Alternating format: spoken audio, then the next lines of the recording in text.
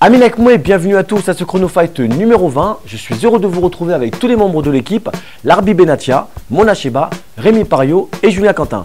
Aujourd'hui, nous nous demanderons si Fabio Pinca est imbattable en France. Allez, sans plus attendre, Chronofight numéro 20, générique.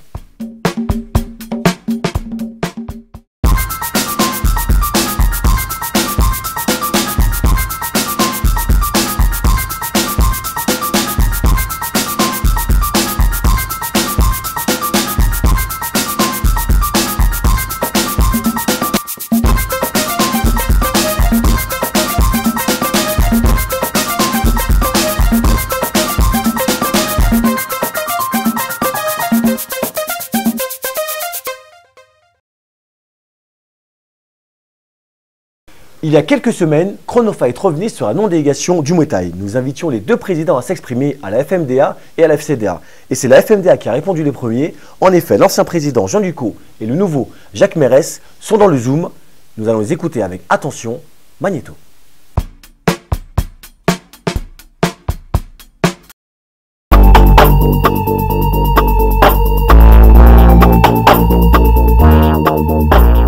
Bien, le bilan au sein de la FMDA durant la dernière Olympiade, c'est d'avoir quand même maintenu 5000 licenciés, un peu plus de 5000 licenciés à la FMDA, ce qui n'a pas été facile, d'autant qu'il existe une autre fédération qui est la FFSCDA, qui, par la délégation qu'elle a pu avoir, nous a pris pas mal de licenciés, donc ça a été quand même assez difficile.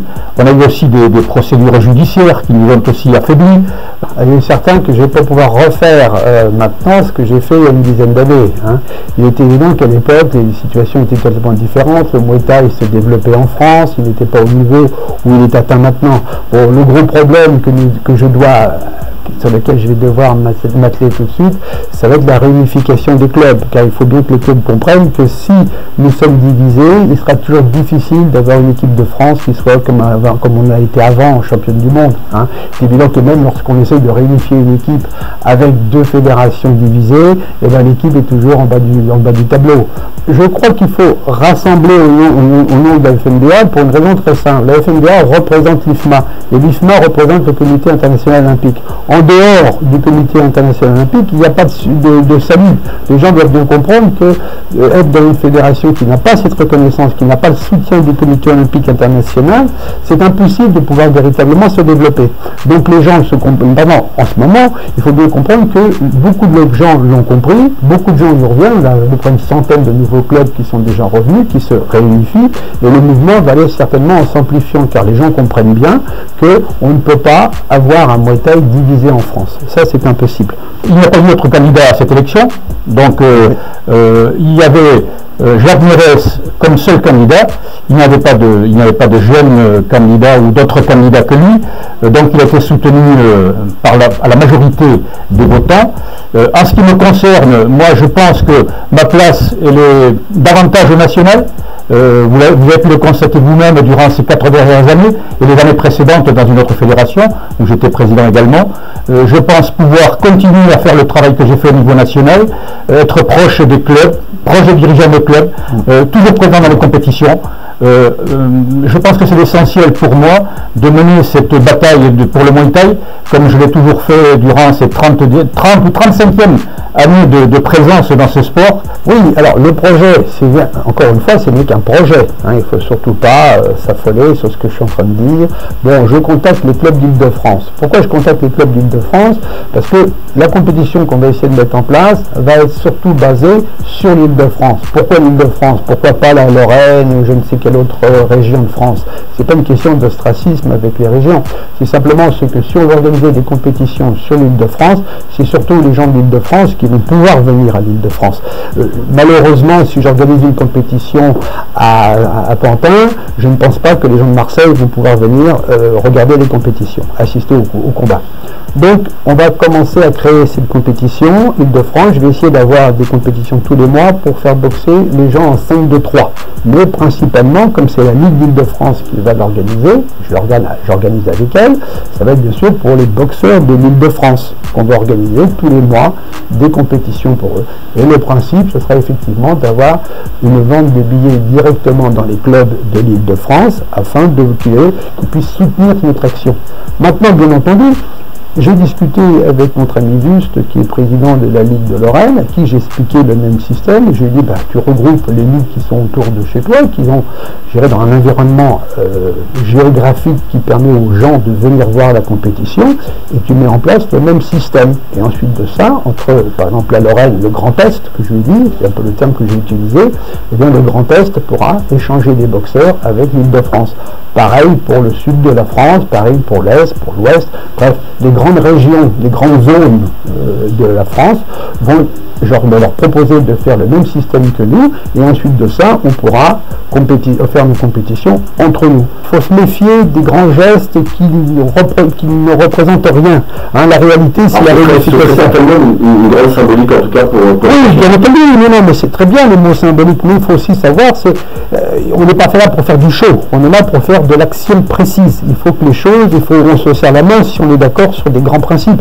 Si c'est uniquement pour faire une photo devant les gens et puis ensuite de ça dire chacun retourne dans sa boutique, ce serait trahir un petit peu les confiances que les clubs et les abusés. Ils croient qu'ils sont ils se serrent la main, on pense qu'ils sont amis, puis c'est pas le cas. J'ai aucune animosité contre El Kaïm, je le connais bien. Hein. Bon, tout le monde sait les liens qui nous relient, lui et moi. Hein. Bon, mais maintenant il y a deux intérêts différents. Les deux fédérations ne sont pas dans la même perspective. Donc c'est ces perspectives-là qu'il faut réunifier. Hein. J'aurais une dernière question pour que les choses soient claires. Ouais, est-ce que tu accepterais ou pas cette proposition? Ah oui, absolument. Mais il faut aussi on pourra même en discuter face à face. Oui. On peut faire une table ronde et puis... oui, bien entendu.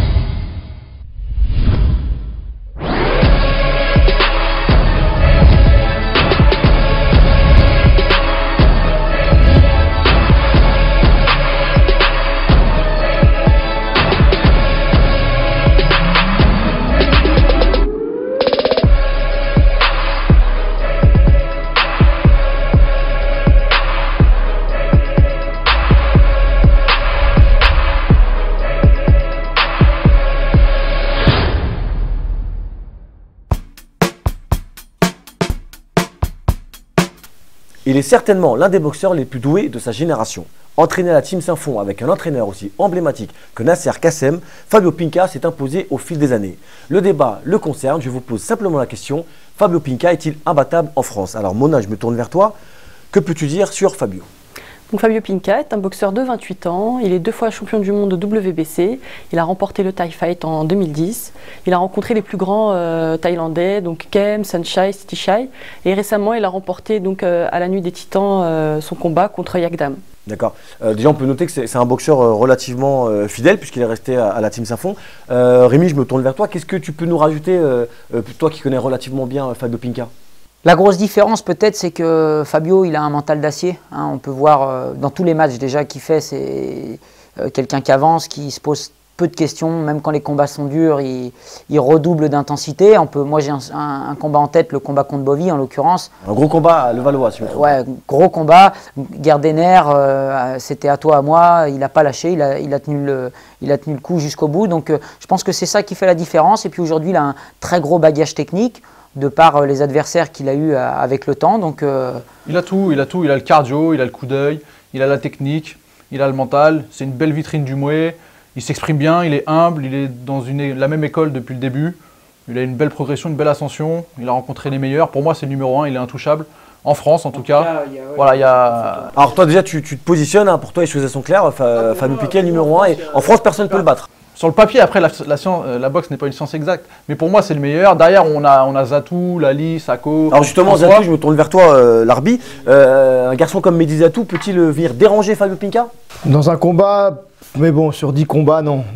En pourcentage, non. Mehdi ne pourra pas inquiéter Pinca. Niveau physique et expérience, là, Fabio est largement au-dessus de Mehdi ou de n'importe quel Français. Car depuis qu'il a commencé le Muay Thai, donc dans le début des années 2000, Fabio a pris de l'expérience, boxé énormément. Donc c'est ce qui fait la différence, c'est qu'il voilà, il a boxé beaucoup trop souvent au fur et à mesure du temps. Et ces derniers temps, bon, il boxe aussi un peu trop souvent, je trouve. Et on voit la qualité de ses combats qui en prennent un coup. Mais c'est vrai qu'il est quand même largement au-dessus des Français. Oui, c'est ce qui est paradoxal, c'est que même en étant un peu moins bon, il reste quand même au-dessus du lot, en tout cas du lot national. Et Fabio Pinca, tu le disais tout à l'heure, Julien, c'est une vitrine pour le Muay Thai. C'est une vitrine, c'est quelqu'un qui donne envie aux Nakmoué, les jeunes dans les salles, de devenir des champions. On parle de Fabio, mais on ne peut pas dissocier la Team Saint-Fond, qui est une grosse écurie. Fabio Pinca, la Team Saint-Fond, c'est aussi la réussite d'un club. C'est un état d'esprit déjà. C'est un état d'esprit, c'est des gens qu'on la gagne. Quand ils montent, ils ne sont pas là pour tenir, ils sont là pour gagner. Ça se ressent de toute manière. Puis il y a effectivement, c'est un esprit un peu familial. Ils sont tous là pour se donner un coup de main. Couper, c'est l'emblème de Saint-Fond. Saint-Fond a été remarqué grâce à Fabio à la base. Après est revenu Mabel, Lidon derrière, mais en 2004, Fabio gagne le titre en B au championnat de France. Il perd contre le Tchétché en 2005, voilà la dernière défaite. Il fait un super combat contre Raouf Beluz un peu plus tard en kickboxing. Mais c'est vrai que c'est à cette période-là qu'on a entendu parler de... C'est là qu'on voit Fabio Pinca monter et la grande image de battre Totov deux fois à Villebon aussi à ce moment-là. C'est là qu'éclore le Team Saint-Fond. C'est derrière, il y a Pizzedo qui suit, Lidon. C'est ça, c'est qu'ils se tirent vers le haut. Il n'y a que des classes A, que du bon niveau. Et aujourd'hui, mais Fabio est l'emblème quand même. Chez chaque personne, ils peuvent prendre de chacun. S'il y a une personne pour le corps à corps, un qui frappe fort, un qui est... Disons que c'est le club quand même qui a un sparring merveilleux. Quoi. Disons que pour évoluer, ils n'ont pas besoin. Je peux comprendre qu'ils n'aillent pas forcément en Thaïlande en se disant on va progresser en Thaïlande parce qu'ils ont ce qu'ils veulent chez eux, que ça soit techniquement, que ça soit physiquement. Donc ils n'ont pas besoin d'aller ailleurs. C'est sûr. Alors j'ai bien compris votre propos. Donc Fabio Pinca est imbattable en France. Mais Mona, je me tourne vers toi. Médiatiquement parlant, est-ce qu'un combat avec Boakao, est-ce que c'est un combat qui médiatiquement ramènerait du monde dans une salle et surtout, est-ce que c'est pas le combat que tout le monde attend sur la scène internationale? Bien entendu. Si Boakao rencontrait Pinca, je pense que les gens se déplaceraient de toutes parts. Donc, oui, mais à quel poids? Enfin, moi, personnellement, Fabio, c'est un 67. À quel point à Tours il a fallu se faire ce combat. Ça a été d'ailleurs un petit peu une déception l'année dernière. Donc s'il y a eu un arrangement de trouver, c'est qu'il est encore possible. Ça sera un bon match. Ça sera un bon match parce que Boakao c'est pas un boxeur qui triche dans sa boxe et Fabio non plus. Donc c'est sûr que la confrontation, ça serait explosif, ça serait vraiment bien. Maintenant, on voit Boakao de moins en moins. Est-ce que ça va se faire? Pour moi, il a boxé des meilleurs que Boakao. Moi, je pense aussi. City Chai avec Pracha, pour moi, est au-dessus. Je pense que City Chai est au-dessus aussi. Je pense que c'est un style qui est différent. Peut-être que pugistiquement parlant, ils sont au-dessus, mais on est d'accord que battre Boakao en France, si Pinca le fait, on sait bien que médiatiquement parlant, sa cote, elle va tripler alors qu'elle est déjà très haute. Je sais pas. Je sais pas, moi. Mais on se trompe énormément dans notre sport. C'est un sport de catégorie. C'est pas des tournois de tennis. On veut des grosses affiches, alors que voilà, Boakao Pinca ne doit pas se faire. C'est pas l'arbitre, la catégorie, elle va plus rien dire aujourd'hui. Si, elles veulent dire des choses. Non, mais c'est ça, et c'est pour ça qu'il y a des matchs où Pinca va perdre contre Boakao et on va dire le Pinca, mais parce que le Pinca n'est pas au même poids.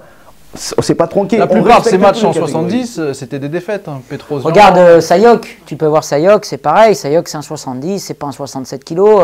Bon, il le fait parce que Fabio, c'est un guerrier, mais c'est sûr que c'est pas à son avantage. Mais je suis convaincu qu'il donnera un avis favorable. Tu lui poses la question, il va dire ouais, c'est évident. Bon bah écoutez, je pense que les choses sont claires pour nous. Ce débat va se terminer. Fabio Pinca est imbattable en France. Nous lui souhaitons le meilleur et surtout, nous souhaitons le voir très rapidement sur les rings parisiens ou de France et de Navarre. Allez, Chronofight revient juste après ça.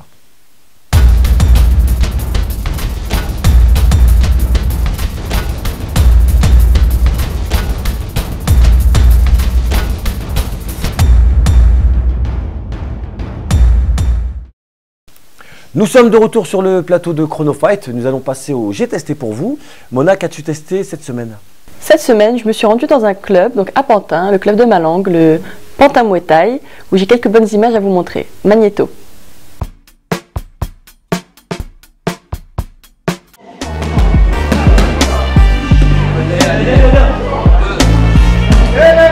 Je suis au PMT depuis son ouverture, depuis qu'il a été créé, donc il y a ça un peu plus de 4 ans. Donc j'ai commencé en tant qu'élève, comme tout le monde, et puis après, avec le temps, il y a 2 ans de ça, Malang il m'a demandé d'entraîner avec lui. Donc moi je m'occupe des jeunes, des 12-19 ans. Et puis c'est un club assez convivial, on est très famille, très axé sur la technique, beaucoup le mental. Voilà, comme on dit, c'est une famille, mais derrière ça bosse dur.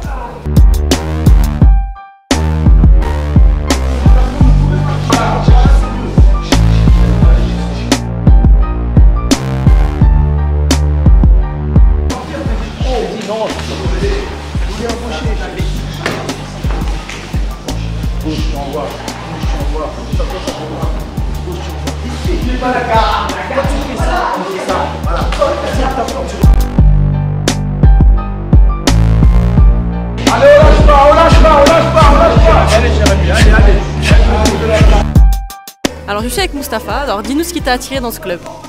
Alors je me présente, je m'appelle Mustapha, ça fait 3 ans que je suis dans le club, je suis compétiteur. Ce qui m'a attiré en premier, c'est comme je travaille avec Malang, on partage le même boulot. Un jour il m'a dit de venir essayer à la salle, j'ai essayé, ça m'a plu.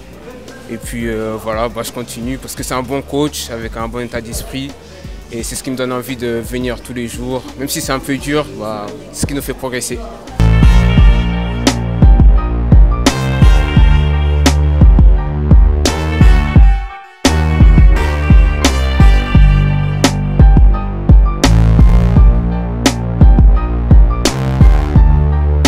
Alors je suis avec Malang qui est le fondateur du PMT, donc c'est un club qui se trouve à Pantin, donc je vais laisser Malang nous en dire un peu plus.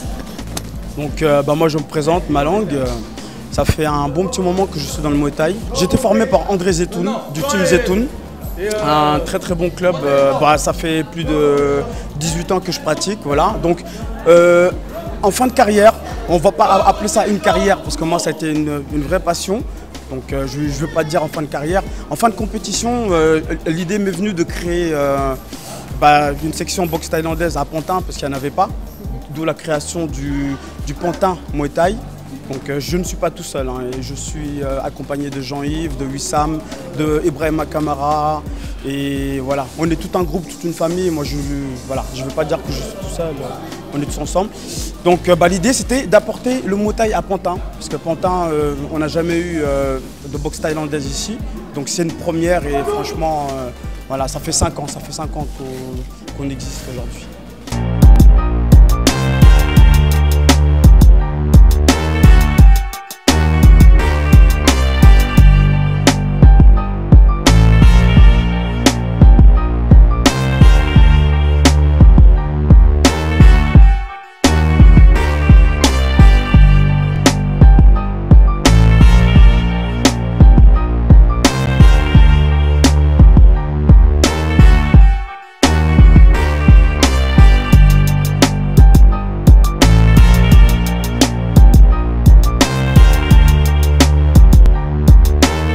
Ça fait 7 ans que je fais de la boxe, j'en faisais dans d'autres clubs et puis depuis 3 ans j'en fais sur Pantin, au PMT. Je suis à l'initiative de ce club-là avec Malang et d'autres amis. Donc on a décidé de le créer sur notre ville, d'ouvrir ce club pour les jeunes d'ici, faire découvrir notre passion avant tout qui est la boxe thaï.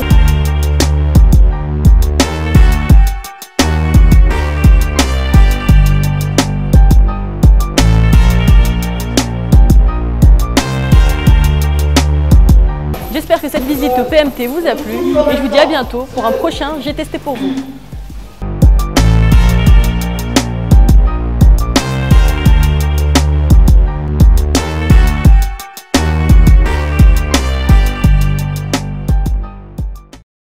Voilà, c'est ainsi que se termine ce numéro 20 de Chronofight. Merci à toute l'équipe d'avoir été parmi nous. Merci aux équipes de Blackland Productions et Nakme Productions, à notre sponsor Yuntis. Vous pourrez retrouver cette émission sur Muay Thai TV sur les infos du fight. On se donne rendez-vous dans 15 jours avec une interview exclusive de Kerry James, le mélancolique. Et d'ici là, n'oubliez pas, Muay Thai, forever.